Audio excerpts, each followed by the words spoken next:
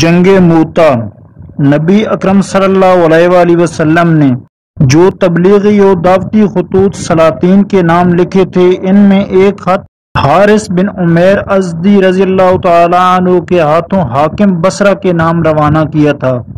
حارث بن عمیر ازدی رضی اللہ تعالی عنہ ابھی بصرہ تک نہ پہنچے تھے اور سرحد شام کے قریب مقام موتا میں پہنچ پائے تھے کہ وہاں کے حاکم شرجیل بن عمر غسانی نے، جو کیسر روم کی طرف سے اس علاقہ کا صوبیدار تھا، حارث کو گرفتار کر لیا اور یہ معلوم کر کے کہ یہ حاکم بصرہ کے پاس نبی اکرم صلی اللہ علیہ وآلہ وسلم کا خط لیے ہوئے جا رہے ہیں، ان کو شہید کر دیا۔ حارث بن عمیر رضی اللہ تعالیٰ عنہ کے بلا وجہ قتل ہونے کی خبر جب مدینہ منورہ پہنچی تو مسلمانوں کو سخت صدمہ پہنچا۔ نبی اکرم صلی اللہ علیہ وآلہ وسلم نے ایک مہم اس سرکش غسانی سردار کی سرکوبی کے لیے روانہ کی۔ نبی اکرم صلی اللہ علیہ وآلہ وسلم نے حکم دیا تھا کہ مسلمان اپنے اپنے سلاح جنگ لے کر موضع حرق میں جمع ہوں۔ چنانچہ 3000 اسلامی لشکر موضع حرق میں جمع ہو گیا۔ آپ صلی اللہ علیہ وآلہ وسلم نے اس لشکر کی سرداری زید بن حارث رضی اللہ تعالیٰ عنہ کو عطا فرمائی اور حکم دیا کہ اگر زید بن حارث رضی اللہ تعالیٰ عنہ شہید ہو جائیں تو جعفر بن ابی طالب رضی اللہ تعالیٰ عنہ اس لشکر کے سردار ہوں گے۔ اگر جعفر بھی شہید ہو جائیں تو عبداللہ بن رواح سردار لشکر ہوں گے۔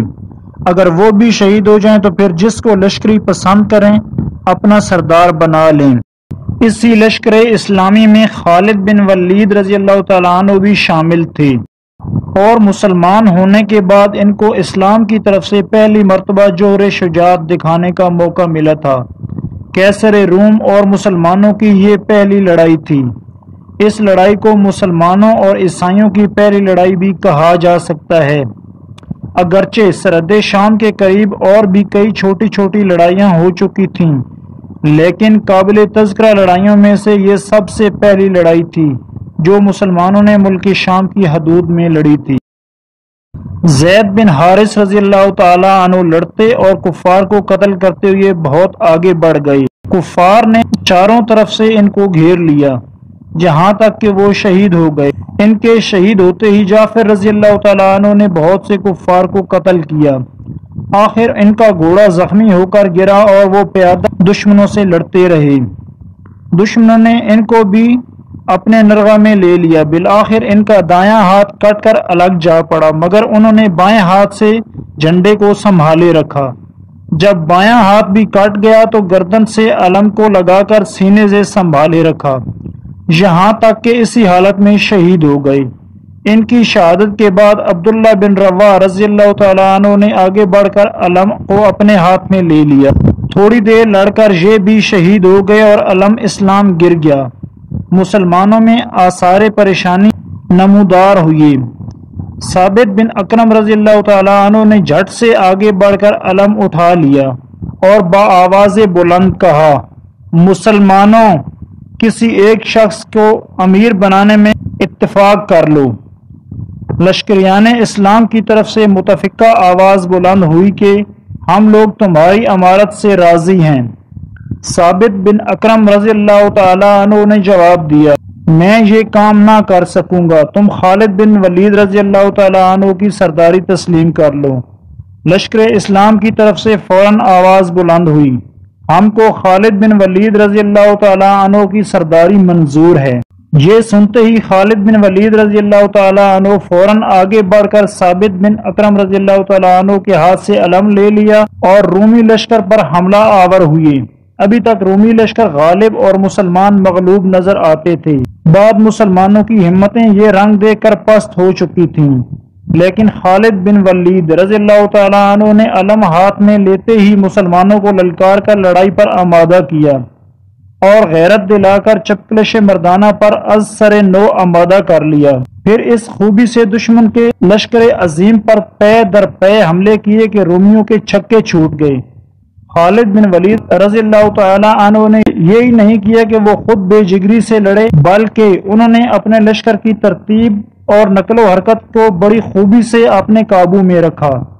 انہوں نے کبھی میسرہ کو آگے بڑھایا، کبھی میمنہ کو پیچھے ہٹا کر خود بھی حملہ آور ہوتے تھے۔ میسرہ اور میمنہ، یہ اسلامی لشکر کی ایک حصے کو میسرہ کہا جاتا تھا اور ایک حصے کو میمنہ کہا جاتا تھا۔ خالد بن ولید رضی اللہ تعالی عنہ بجلی کی طرح میدان جنگ میں کوند رہے تھے اور اپنے لشکر کے ہر حصے کو خود مدد پہنچاتے تھے۔ غرض صبح سے شام تک خالد بن ولید رضی اللہ تعالیٰ عنہ نے اپنے 3000 غازیوں کو رومیوں کے 1-2 کی نسبت سے بڑے لشکر جرار سے لڑایا۔ جب شام ہونے کو آئی تو رومیوں نے مسلمانوں کے مقابلے میں فرار کی راہ اختیار کی اور وہ آسان خطا ہو کر بھاگ گئے۔ مسلمانوں نے تھوڑی دور تک تعاقب کیا اور کچھ مال غنیمت بھی اس تعاقب میں مسلمانوں کے ہاتھ آیا۔ اس لڑائی میں کل 12 صحابی لشکر اسلام میں شہید ہوئے۔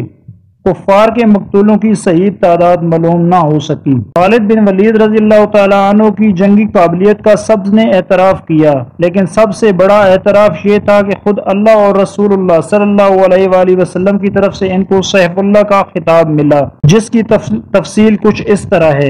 جنگ موتا کے میدان میں غازیان اسلام مدینے سے سینکڑوں میل دور کے فاصلے پر مصروف جنگ تھے۔ اس روز نبی اکرم صلی اللہ علیہ وآلہ وسلم کو مدینہ منورہ میں الہام الہی کے ذریعے سے تمام حالات جنگ کی اطلاع ہوئی۔ آپ صلی اللہ علیہ وآلہ وسلم نے اسی وقت تمام مسلمانوں کو جمع کیا اور منبر پر چڑھ کر فرمایا کہ تمہارے لشکر کی خبر یہ ہے کہ انہوں نے دشمنوں کا مقابلہ کیا، زید شہید ہوا، اللہ نے اس کو بخش دیا۔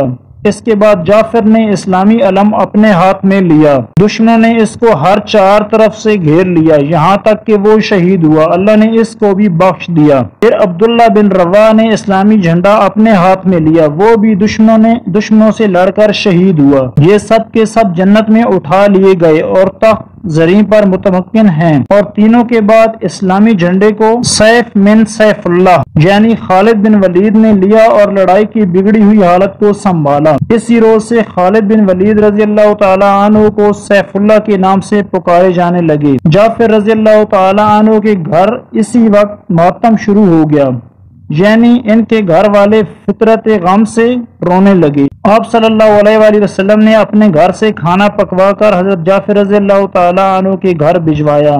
جب خالد بن ولید رضی اللہ تعالی عنہ اپنا فتح مند لشکر لیے ہوئے مدینے کی قریب پہنچے تو نبی اکرم صلی اللہ علیہ وآلہ وسلم مدینے سے نکل کر کچھ دور تک بطریق استقبال تشریف لے گئے۔ خالد بن ولید رضی اللہ تعالی عنہ کو سیف اللہ کے خطاب کی خوشخبری سنائی۔ ایک صحابی نے خواب میں دیکھا کہ جعفر رضی اللہ تعالی عنہ جنت میں 2 بازوؤں سے اڑتے پھر رہے ہیں۔ ایک روایت میں ہے کہ خود نبی اکرم صلی اللہ علیہ وآلہ وسلم نے فرمایا کہ جعفر کو اللہ تعالی نے 2 بازو مرحمت فرمائے ہیں جن سے وہ جنت میں اڑتے پھرتے ہیں۔ اسی روز سے وہ طیار کے لقب سے موسوم ہوئے۔ جنگ موتا ماہ جمادی الاول سن 8 ہجری میں ہوئی۔ تو دوستو، اگر آپ کو یہ اسلامی معلومات پسند آئی ہیں تو ویڈیو کو لائک اور چینل کو سبسکرائب کر دیں۔ بہت شکریہ۔